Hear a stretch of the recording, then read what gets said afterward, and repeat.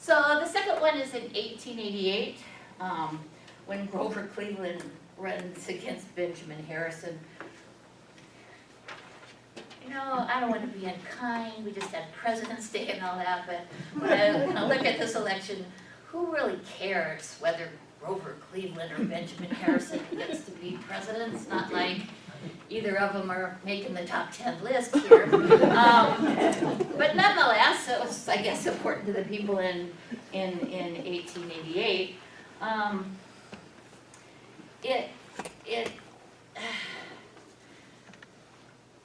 Grover Cleveland was the incumbent.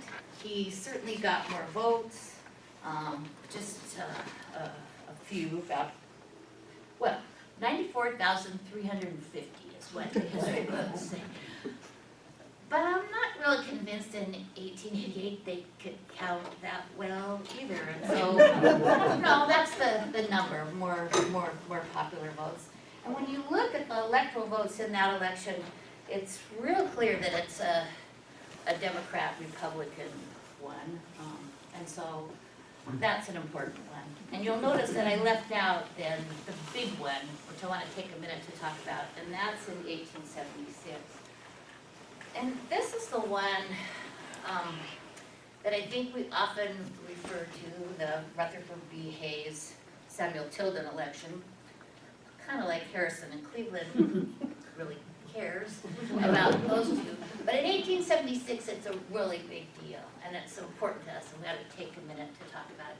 It's important to us because it's the end of Reconstruction election, we kind of call it.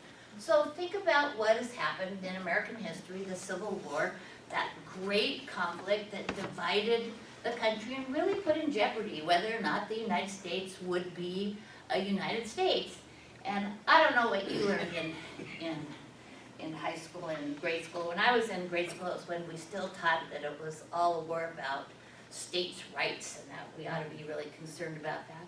In reality, it's a war about slavery and black people and their rights. I don't think there's any question about that. And so when you think about what the single most important topic in this country from beginning to end is, it is the issue of slavery and African Americans' role in this country. It's the question, it was a question at the time the framers are trying to make the Constitution. Remember their compromise as well. We'll count those slaves as 3/5 of a person. Nonsensical, right? Yeah. That's what we, all the way through Barack Obama and on, race defines this country in all kinds of ways that you're familiar with. We don't want to spend time. So certainly it did in the Civil War. And so one of the goals of Reconstruction, when you may recall, sometimes my students forget this, the North actually won the Civil War. Sometimes they forget that. They get confused about, who's on first, or baseball analogy for today. So yes, the North won. And so it was important to them that African Americans' role in American society be changed. And at the crux of Reconstruction is trying to create a United States this next time where this issue of former slaves and their role can be clear. Well, you know this. Southerners were not convinced. First time I went to Charleston and somebody was talking about the late unpleasantness. I'm going, late unpleasant. And all of a sudden, it's like the light bulb goes on. They're talking about the Civil War over 150 years ago, and they're still calling it the late unpleasantness.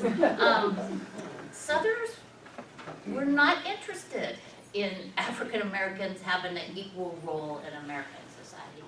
And so all of the effort that Northerners went to between the end of the Civil War and 1876, when this election takes place, was designed to try to change the situation for African Americans, and in part, let's be honest, to sort of punish those Southerners who caused this big mess to begin with, as far as they were concerned.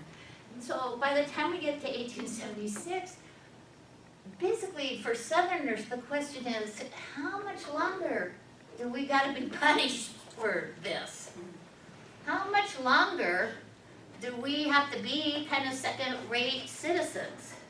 And for Northerners it was, how are we gonna let these Southerners get away with stealing what was the key sort of goal of this victory from us, and making all those sacrifices that we went through in this horrendous war not very meaningful?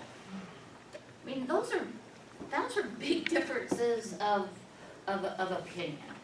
And so 1876 is the one of these elections that I think makes a difference. To give you an idea, had the highest voter turnout in American history. Over 81% of eligible voters voted.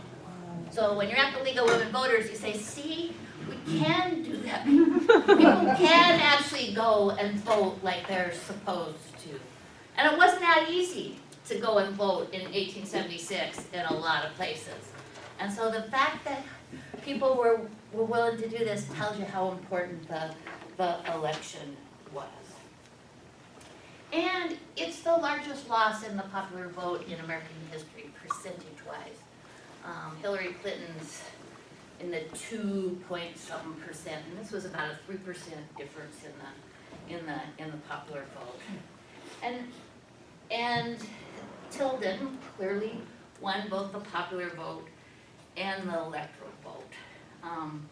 You needed to have 185 electoral votes to win in 1876. Tilden had 184 electoral votes, which is one less than he needed. And Hayes had 165 electoral votes. There were 20 votes that the whole thing was in contest. And nobody wanted to count those states and their electoral votes because they were having a big fight about what was fair. So those 20 votes, if Hayes got them, he would have 185, and if Tilden got even one, he would have 185. And it speaks much to the history of the situation. You know, we've talked about if we don't have a majority in the Electoral College, we're supposed to go to the House of Representatives, but they didn't dare do that in 1876 because they knew that it would be so contentious, so they created a commission. So it's kind of a favorite American thing. When you aren't sure what to do, you create a commission, right? And study it, right? Because then you don't have to make a definitive statement one way or other. And that's what they did. And eventually, and there's a lot of debate, but I'm not going to enter in it. The crux of the matter was, if we let the Republican be president, if we let Hayes be president, then the deal is we'll remove troops from the South and Reconstruction will end. And so there are some nuances to that, but for our purposes, that's what happened in 1876. And of course, Reconstruction ended, African Americans' position deteriorated rapidly, not to really be back, even beginning to be back until the 1960s, almost 100 years later. So in terms of the role of racial equality, what Republicans gave up to win that presidential election was just about everything, it seems to me, in a number of ways. And so that one's a really important one. The other two times that the Electoral College and the popular vote don't coincide, everybody in this room knows because they're in the 21st century. The 2000 election with Bush and Gore and the 2016 election with Hillary Clinton, which are different kinds of stories.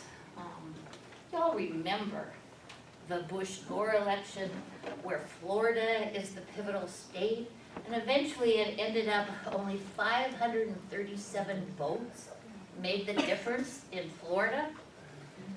We're pretty sure, well, we're pretty sure, we know more Florida voters were actually in favor of Al Gore than George Bush, but that didn't really matter for a number of reasons.